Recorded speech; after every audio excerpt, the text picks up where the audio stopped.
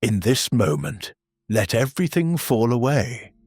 The noise, the pressure, the thoughts spinning in the background of your mind. You've arrived in a space of stillness where nothing is expected of you and nothing needs fixing. Tonight, you will hear 10 timeless stories from the Zen tradition. These are not stories to entertain the mind, but to empty it. They may seem simple, strange, or even puzzling, but if you listen not with your thoughts, but with your breath, you may hear something deeper.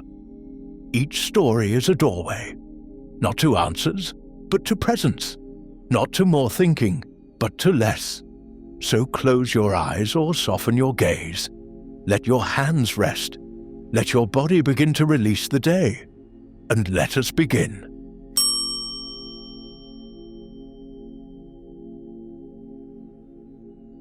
Story 1. The Sound of the Temple Bell. There was once a young monk named Kaito who lived at a Zen temple on the edge of a quiet forest. He had arrived as a boy, full of questions. He studied the scriptures. He swept the grounds. He sat for hours each day in meditation, just like the others. But while the older monks seemed calm and clear, Kaito's mind was filled with noise. Endless thoughts. What is enlightenment? How will I know when I find it? Am I doing this right? He tried harder. He woke earlier, sat longer, spoke less, read more, but the more he tried, the more restless he became. One day, after morning meditation, Kaito approached the abbot, an old monk who rarely spoke, and when he did, his words were like stones dropped into a still pond. Kaito bowed deeply. "Master," he said, "my mind is full of thoughts. I cannot find peace, no matter how hard I try. I follow every instruction, but I feel no closer to awakening. What am I doing wrong?" The abbot looked at him for a long time. Then he simply said, "Go listen to the temple bell." Kaito was confused. Was this a metaphor? Was it a riddle? Still, he bowed and left. That evening, when the large bronze bell was struck to mark the setting sun, Kaito sat beside it. The sound rang out, low and deep, like thunder echoing inside a mountain. He listened. The sound filled the air, then faded, then vanished into silence. He stayed there. The next night he returned again and again and again. Each evening he sat beside the bell. He stopped asking questions. He stopped trying to figure it out. He simply listened to the ringing, to the fading, to the silence. Over time, something began to shift. He began to hear the silence between the sounds, the stillness between the thoughts, the space that had always been there, but he had never noticed. One evening, after the bell had faded, Kaito remained seated long after the other monks had gone. A soft breeze moved through the trees. A leaf landed beside him, and in that simple, ordinary moment, he felt it. Stillness, not outside, but within, not something he achieved, but something he had allowed. The next day he approached the abbot again. He bowed. The abbot said nothing, only looked into his eyes, and smiled. No words were spoken. No explanation was needed. The teaching? In Zen, the goal is not to silence the mind, but to stop fighting it. Trying to reach enlightenment is often what blocks it, because peace is not something you chase. It is something you notice when the chasing stops. The temple bell rings, the sound fades, the silence remains. And in that silence, you are already home.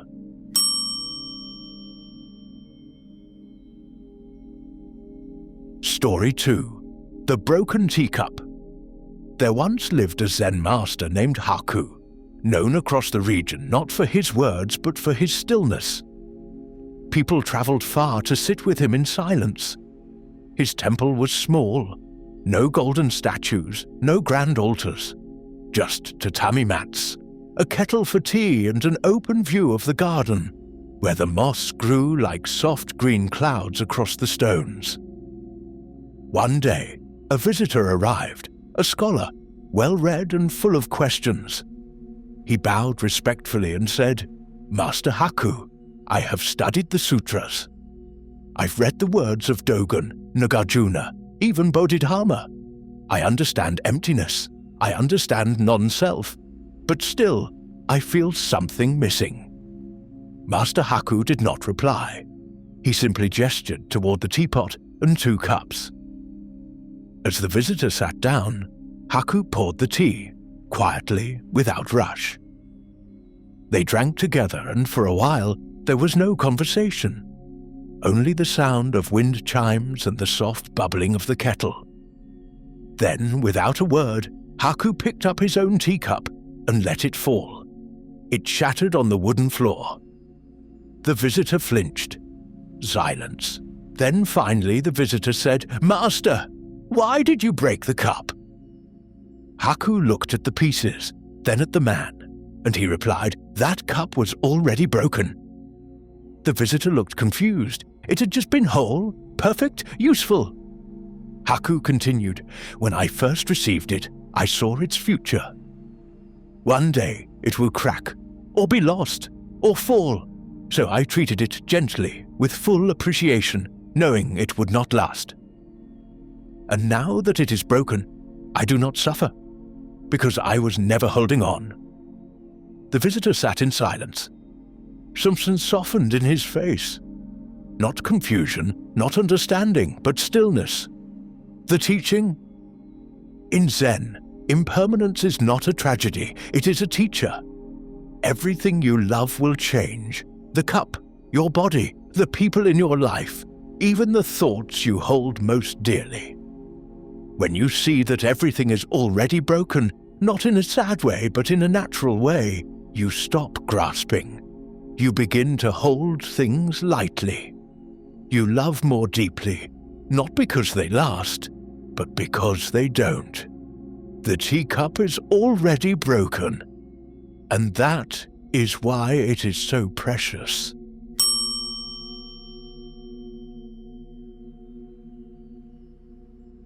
Story 3. The Man Chasing the Moon. In a quiet village nestled between mountains and rivers, there lived a Zen poet named Tetsuo. He was not a monk, not a teacher, not a master. He lived alone in a small house made of wood and paper, where wildflowers grew through the cracks in the steps, and the moonlight poured in like water through the open windows. Each night, he wrote poems by candlelight, not for others, but for himself, little notes to the silence. But one night, something changed. As he walked along the riverbank beneath a glowing full moon, he saw its reflection shimmering across the water, clear, silver, beautiful. Suddenly, a thought entered his mind. If I could touch that light, I would understand everything. So he reached down toward the water. Of course, the reflection vanished. He tried again, this time more carefully, but again it disappeared with each movement of his hand. For hours, he walked along the river, chasing the moonlight with his fingers. But every time he reached, it disappeared. He grew frustrated, he splashed, he ran, he fell into the river. Soaked and cold, he looked up, and the moon hung above him, untouched, unmoved. That's when he laughed. Not a loud laugh, a soft one, the kind that comes not from amusement, but from seeing through an illusion. He sat down in the mud, wet robes clinging to his body, and whispered to the sky the moon was never in the water. The next morning, he wrote a single line of poetry. Foolish is the one who chases the reflection, forgetting the sky. And from that day forward, he never tried to capture the moon again. Instead, he simply let it shine. The teaching? In Zen, we often chase reflections, not just in rivers, but in life. We chase success, love, awakening, freedom. We grasp for something we've imagined, believing that if we could just reach far enough, hold still long enough, work hard enough, we could finally touch the light. But the truth is, the moon was never in the water. The peace you are searching for is not in the world outside you, not in achievements, not in approval, not even in spiritual accomplishments. It's in the sky, already whole, already shining, waiting for you to look up. So when you find yourself grasping, straining, chasing, pause, breathe, and remember, the reflection is not the real thing. And you were never meant to drown trying to hold light. Just be still and let it shine on you.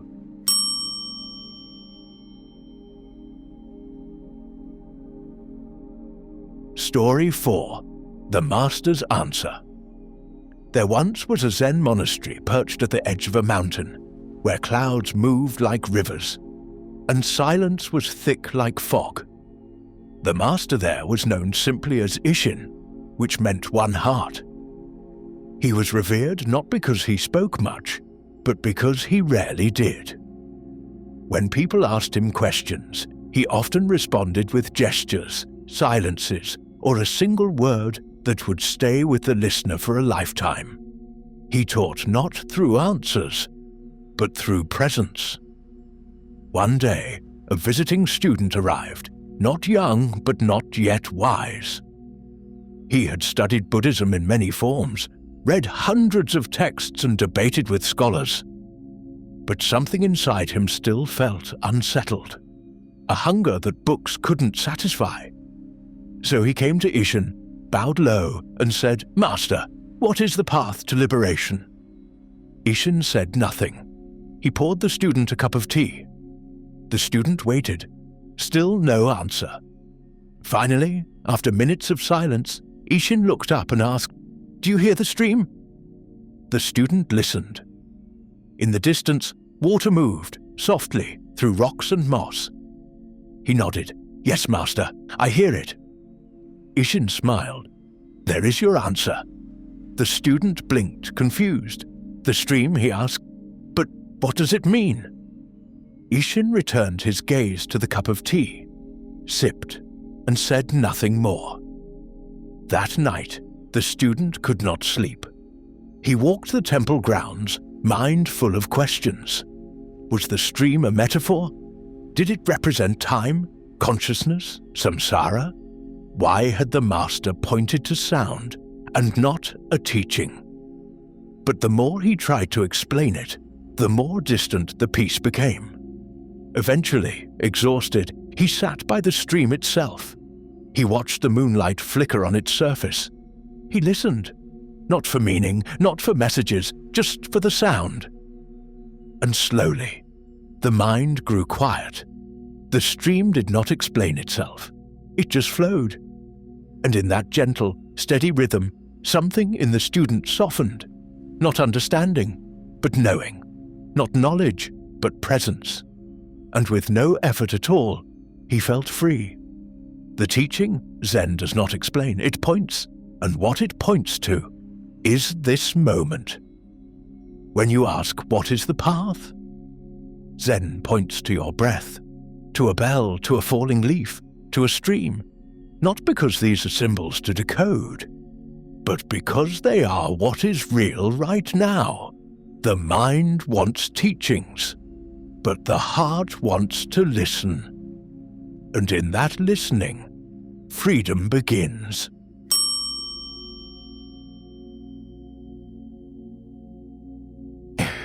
Story 5. The Empty Chair. In a small Zen temple near the sea, there was an old monk named Ryoten who had stopped giving formal teachings many years ago. People still came to sit with him, not for sermons or lessons, but for the way he moved through the world. He walked slowly. He ate mindfully. He smiled as if he were listening to something others could not hear.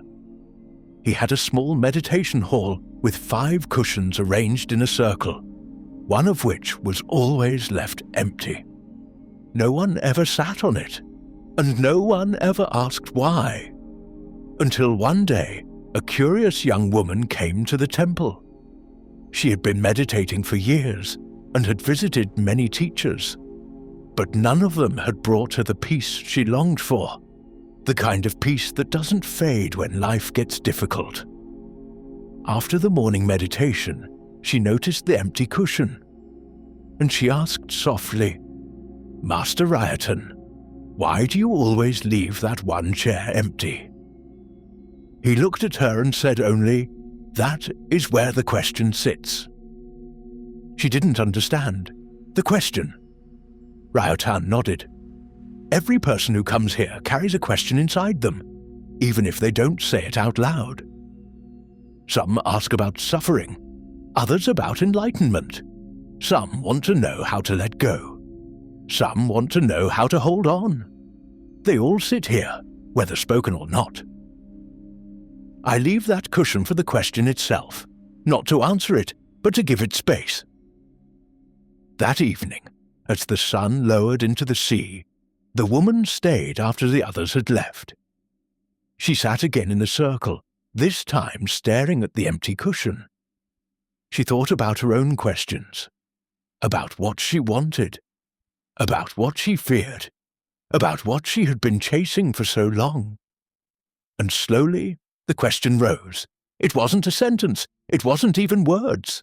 It was a feeling, a soft ache behind the ribs, the sense that something was missing, but she didn't know what. She sat with it. She didn't try to solve it. She didn't try to name it. She simply let it sit there, on the empty cushion.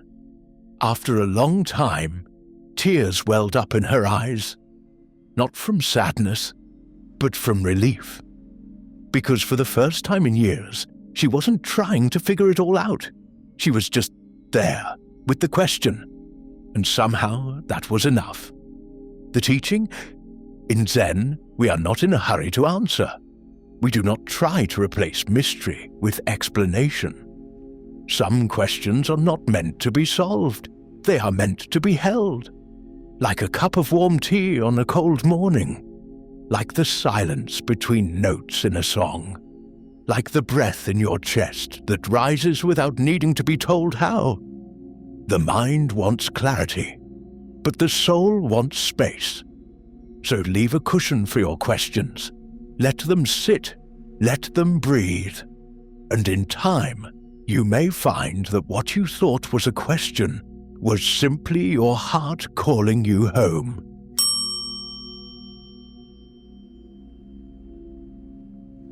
Story 6. The Master Who Swept the Floor. In a small monastery nestled within a grove of pine trees, lived a Zen master named Jinen. He had been abbot for more than 30 years, yet visitors often mistook him for the groundskeeper. Each morning, long before sunrise, he could be found sweeping the stone paths with a long, worn broom, slowly, with full attention. His robes were simple, his movements unhurried. He smiled at the falling leaves as if they were old friends. Students often arrived expecting deep teachings, koans, and words of wisdom. But when they asked for instruction, Jinen would hand them a broom and say, "Sweep with me." Some left disappointed, but those who stayed changed. One autumn day, a proud young monk came to the monastery. He had trained in many temples and was known for his sharp mind and precise meditation posture. He bowed to Jinen and asked, "Master, what is the highest practice of Zen?" Jin paused. He looked at the student, then at the fallen leaves scattered across the courtyard. He handed the young man a broom. "Sweep the path," he said. The monk raised an eyebrow. "That's it? I came for a teaching." Jinen only smiled. "I know." So the young monk swept. He swept with frustration. He swept with boredom. He swept while watching his thoughts spin about how pointless it was. After several days, he returned to Jinen and asked, "Why do you sweep every day if the leaves keep falling?" Jinen replied softly, "Because the path is not for the leaves, it is for the walking." That night, the young monk sat under a tree, watching more leaves fall. Quiet, graceful, effortless. He began to understand. He realized that peace was not something at the end of a path. It was in the sweeping itself. The dust rising, the wind moving through the pines, the sound of bristles against stone, the presence in the doing. The next morning he woke before sunrise. He took up his broom without being asked, and he swept, slowly, fully. For the first time there was no frustration, no boredom, just sweeping, just breathe, just now. The teaching? Zen is not hidden in deep philosophies or long retreats. It is found in what you are already doing, in how you drink your tea, in how you fold your clothes, in how you sweep the floor, knowing the leaves will return tomorrow. The world does not need to be conquered. It needs to be attended to, moment by moment, breath by breath, broomstroke by broomstroke. So if your mind feels lost in complexity, pick up the broom, sweep the path, not to finish it, but to be with it. Because the leaves will always fall, but peace comes from how you meet them.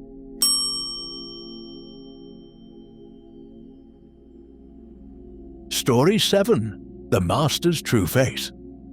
In a Zen temple known for its silence and simplicity, there lived an old master named Genyo.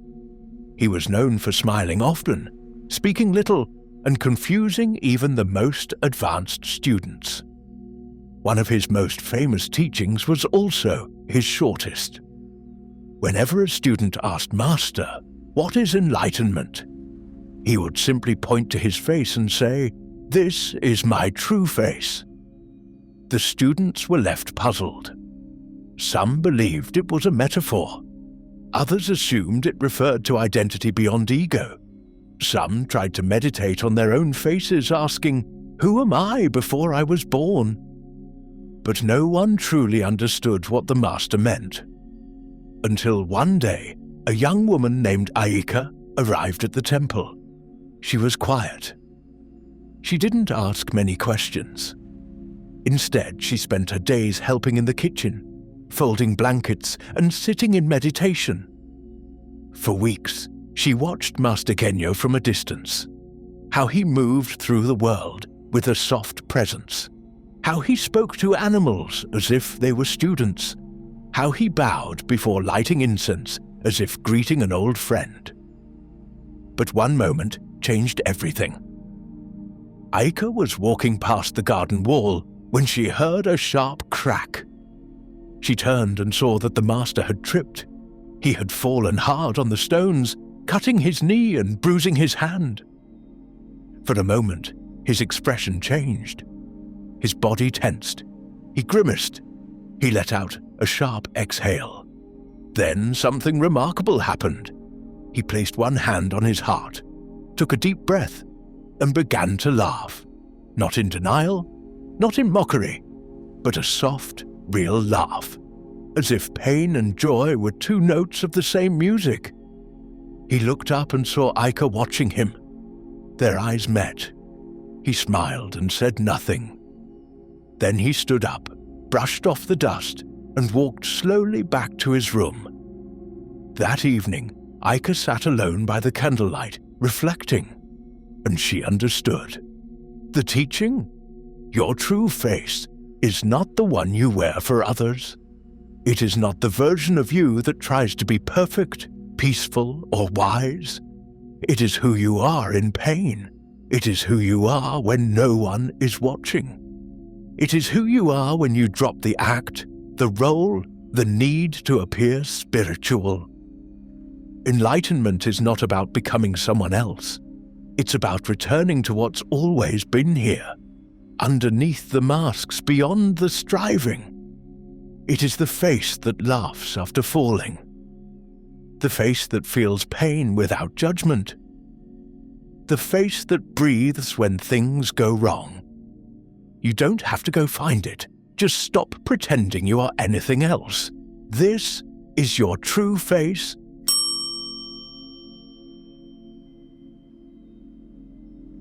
Story 8. The Gate Without a Door. In the hills above a small village, there was a Zen temple that was known for one thing. It had no gate. Visitors would often wander up the long forest path, expecting to be met with a grand entrance, a torii, or at least a simple wooden door. But there was nothing, just an open path leading into a garden, where moss grew in the shade and stones lined the walkway like gentle footprints. One day, a visitor arrived from far away. He was a philosopher, a teacher in his own tradition, and he had come seeking enlightenment. When he reached the temple, he stopped in confusion. He stood where the gate should be, looked left, then right. Finally, he found an old monk sitting on the porch, sipping tea. He bowed and asked, "Where is the gate?" The monk looked up and said, "You just passed through it." The man frowned, "But I didn't see it." The monk smiled. "Exactly." Still confused, the man entered the garden. He stayed for several days, sitting in meditation, walking the paths, eating with the monks in silence. Each day, he found himself returning to the spot where he had entered, looking for a gate, looking for something that marked the beginning of the spiritual journey. But it never appeared. On the third morning, during walking meditation, he stopped in his tracks. Birdsong filled the air. A breeze moved through the trees. His breath was slow and steady. And suddenly, he understood. He smiled. He returned to the monk and bowed again. "Thank you," he said. "The gate was never meant to be seen." The monk nodded. "Because you brought it with you." The teaching. In Zen, we often search for beginnings, a clear start, a grand insight, a defined path that leads from confusion to clarity. We expect spiritual life to begin at a temple, with a teacher, after a ritual, through a transformation. But there is no gate. The path does not begin somewhere else. It begins here, in this breath, in this exact unremarkable moment. You've already passed through the gate, not when you entered a temple, but when you began to look for peace. Even confusion is part of the path. Even not knowing is part of the knowing. So stop looking for the gate. You've already stepped through it. Now, walk.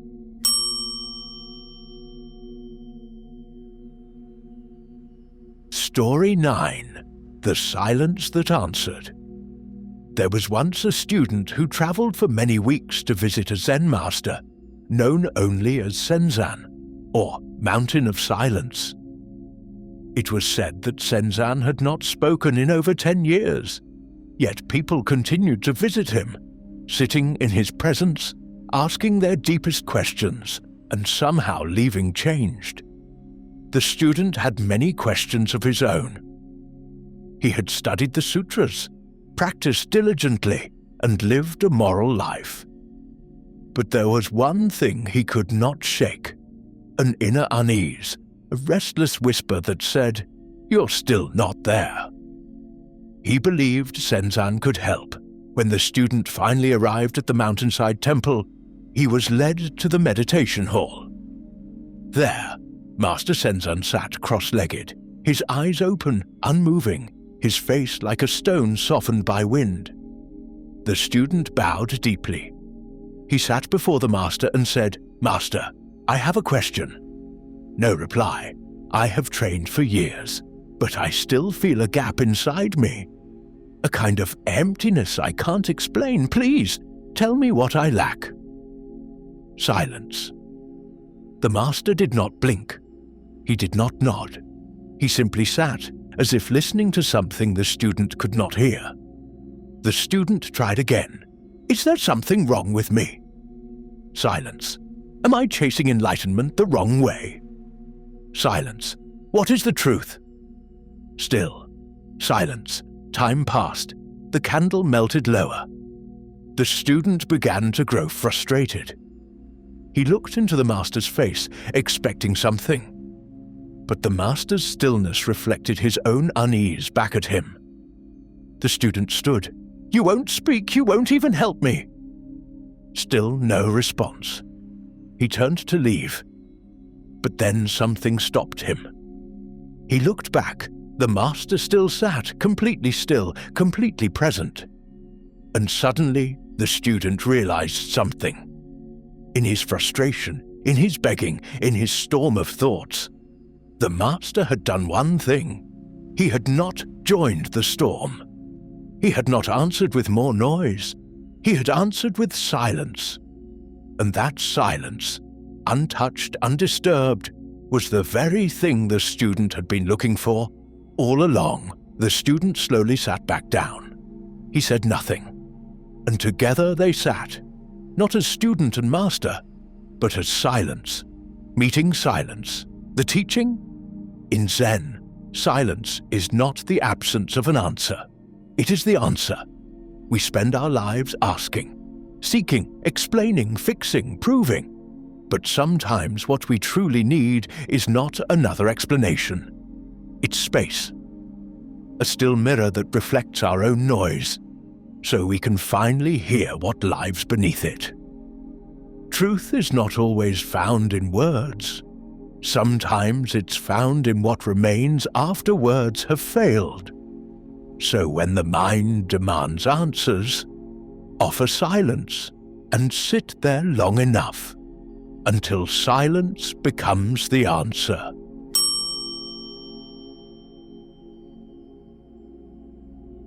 Story 10. The Leaf That Never Fell. In a distant monastery surrounded by endless forest, there lived a very old Zen master named Etsu. He was so old that no one remembered when he had arrived. He rarely spoke, rarely taught, and rarely left his small room overlooking the maple trees.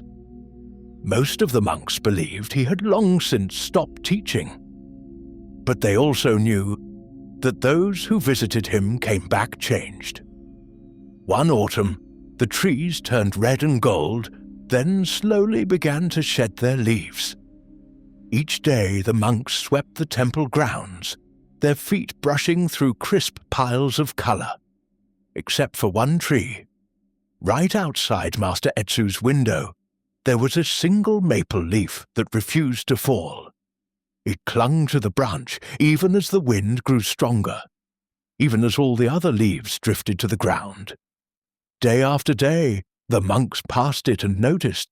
"Why doesn't it fall?" they whispered. Some thought it was a sign.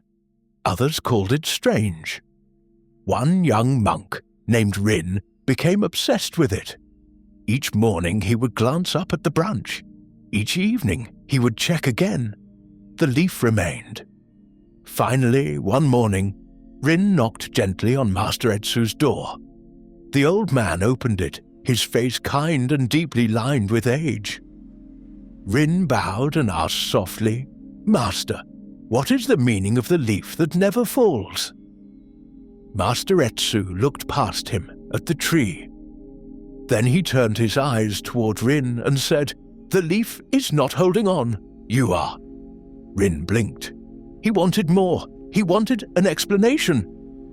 But Etsu was already closing the door, so Rin returned to the tree. He stood beneath it and stared. For the first time, he stopped watching it as a sign. He stopped waiting for it to fall. He simply stood there. He breathed, he bowed, and he let go. The next morning, the leaf was gone. The teaching? In Zen, we often project meaning onto life, holding on to symbols, signs, hopes, and fears. We watch things closely, waiting for them to change. We grasp at what stays, we resist what goes. But life does not cling. Leaves fall, wind moves, things arise and pass. The suffering comes not from what happens, but from our grasping. The leaf was never the problem. It was simply being. The real attachment was in the watcher. And when the watcher lets go, life continues, soft, perfect, unburdened. So ask yourself, what leaf am I still watching? What moment am I waiting to control? What can I finally release, let go, not as a command, but as a kindness? Let go the way a leaf falls, quietly, naturally, with no regret. Because Zen is not about falling or staying. It is about noticing and not needing either to mean more than it does. The leaf is not holding on. You are.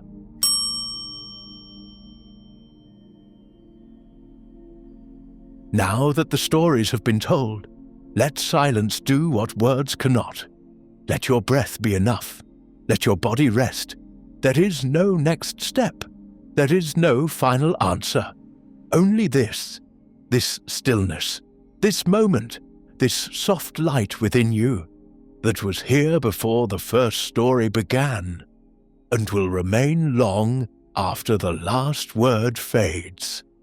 You have nothing left to chase. You have already arrived. Welcome home.